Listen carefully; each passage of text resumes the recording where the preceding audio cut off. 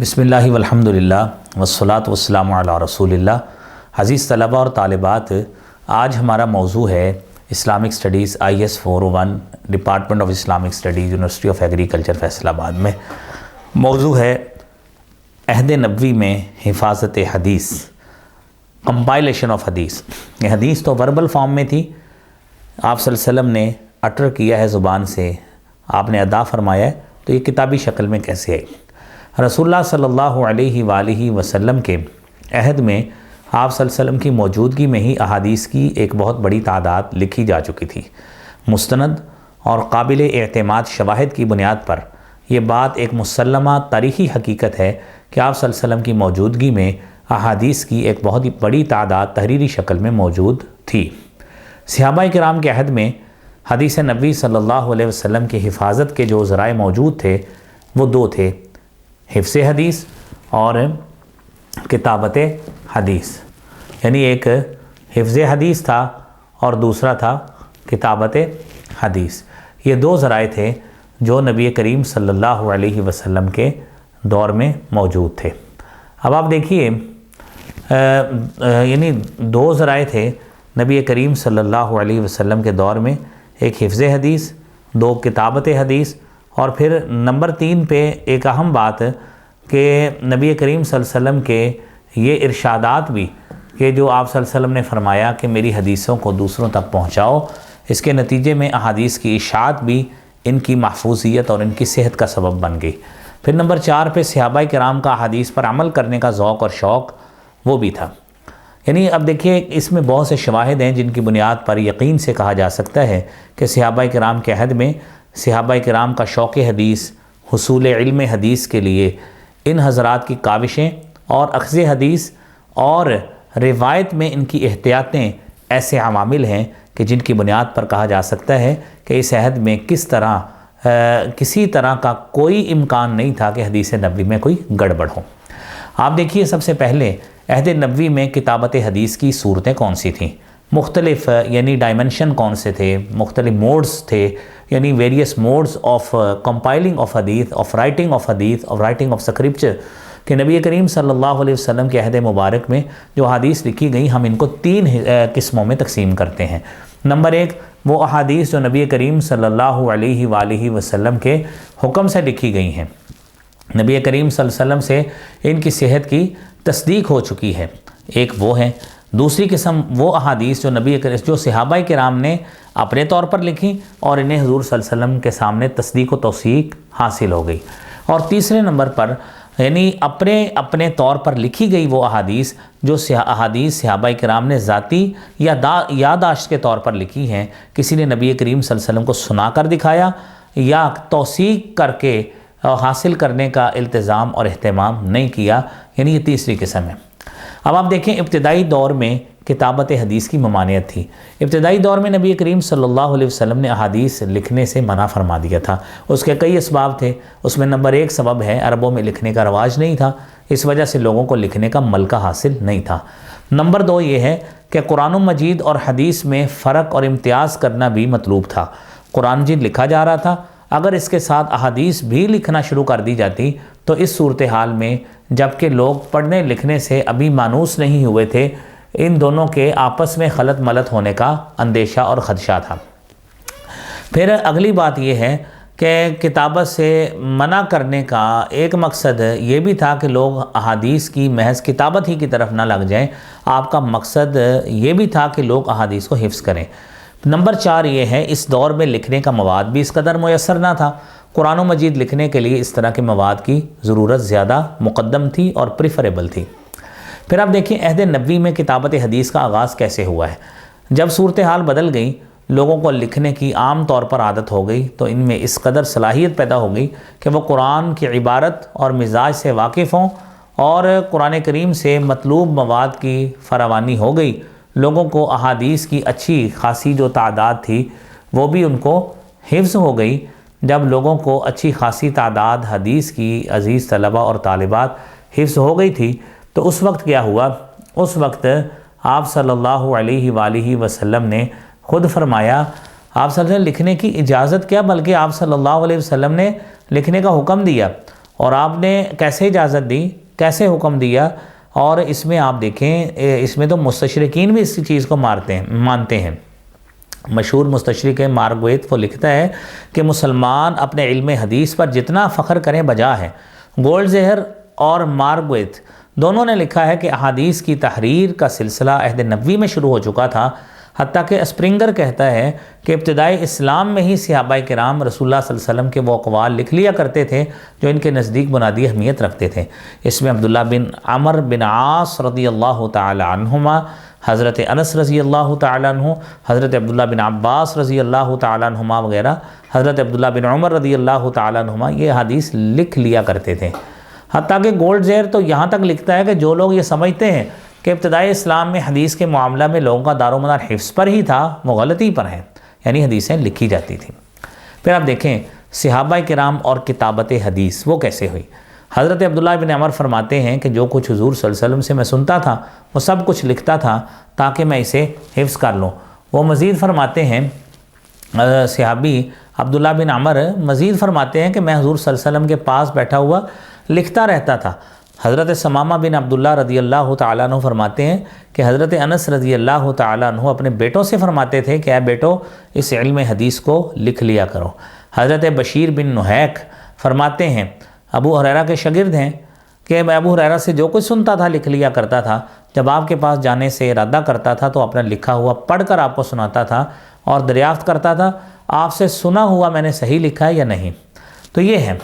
اور اسی طرح سنن دارمی میں حضرت ابان کو حضرت انس کے پاس پتھر کی تختی پر احادیث لکھتے ہوئے انہوں نے دیکھا۔ حضرت عمر کے بارے میں روایت ہے، فرماتے ہیں کہ علم حدیث لکھ لیا کرو۔ اب اگلی بات یہ ہے کہ عہد نبوی کے وہ چند مجموعہ احادیث جو عہد نبوی میں معروف تھے وہ کون سے ہیں؟ اس میں سب سے پہلے صحیفہ صادقہ، یہ مجموعہ حضرت عبداللہ بن عمر بن عاص نے تیار کیا تھا۔ اس میں 1000 فرامین نبوی موجود تھے۔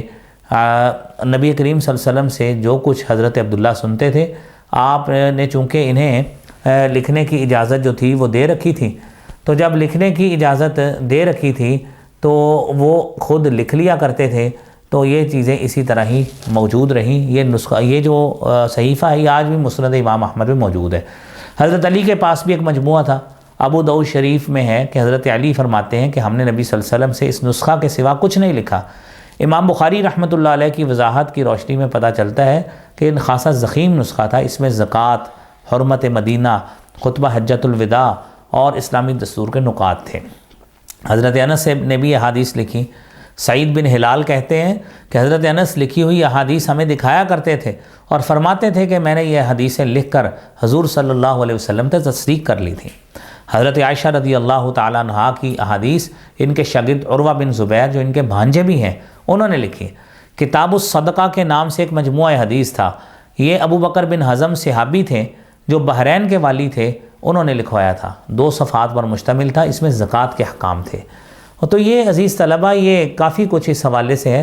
حضرت عمر بن حزم کو جب یمن کا حاکم مقرر کیا گیا تو انہوں نے ایک تحریر لکھوائی تھی، اس میں فرائض، صدقات، دیات، طلاق، نماز اور قرآن کریم اور عتاق یعنی یہ غلاموں کی آزادی کے حوالے سے یہ احکامات تھے۔ عمر بن حزم نے اس حکم نامہ کے ساتھ 21 اور فرامین نبوی بھی شامل کیے۔ اس طرح یہ ایک ضخیم کتاب بن گئی۔ عبداللہ بن حکیم صحابی کے پاس رسول اللہ صلی اللہ علیہ وسلم کا ایک خط آیا جس میں مردہ جانوروں کے بارے میں احکامات تھے۔ تو عزیز طلبہ یہ بہت کچھ ہے۔ حضرت عبداللہ بن عباس سے روایت ہے کہ ان کے روایات کے کئی متعدد مجموعے تھے۔ حضرت سعید بن جبیر نے بھی یہ روایات تحریر کی تھی، اور اسی طرح دیکھیں حضرت حجۃ الوداع کے موقع پر آپ نے خطبہ ارشاد فرمایا جو انسانی حقوق کی دستاویز تھا۔ ایک شخص جو یمن سے آیا تھا جس کا نام ابو شاہ تھا، اس نے کہا کہ اللہ کے رسول مجھے کچھ لکھ کر دیں، تو آپ نے کہا اکتبوا لابی شاہ، ابو شاہ کے لیے لکھ دیں۔